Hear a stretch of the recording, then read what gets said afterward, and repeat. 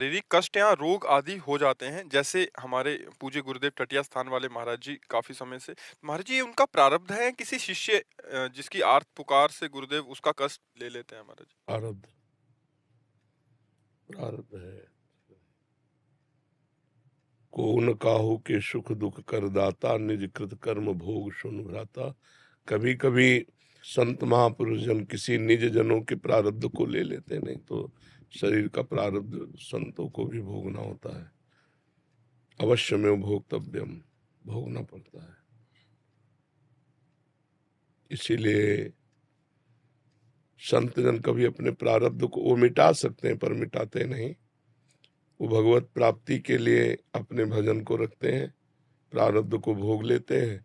भगवान की शरणागति से अनेक जन्मों के जो कर्म संस्कार हो भस्म हो जाते हैं।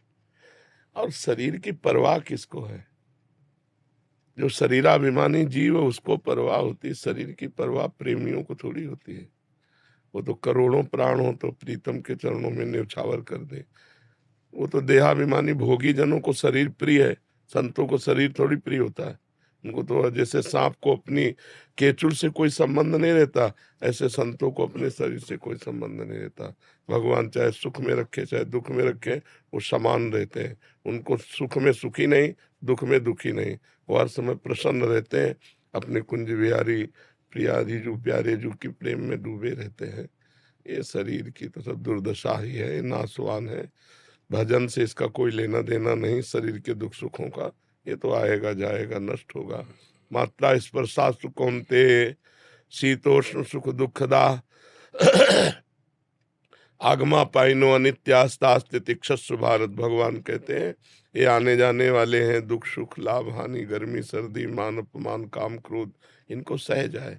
ये सहने के लिए अगर भगवान अर्जुन के सामने खड़े हैं, उनको मिटाना होता तो कह देते तू चिंता मत कर मैं मिटा देता हूं, लेकिन ऐसा नहीं कहा। उनका भोग इसको सह जा, तास्तितिक्षस्व भारत, इनको सह जाओ। तो जो हमारे भगवान को प्रिय है वही सेवक को प्रिय है। भगवान को प्रिय तू सह जा, तो हम उसे सह जाते हैं। अगर उनको मिटाना होता तो कह देते तू चिंता मत कर मैं मिटा देता हूं, लेकिन ऐसा नहीं कहा।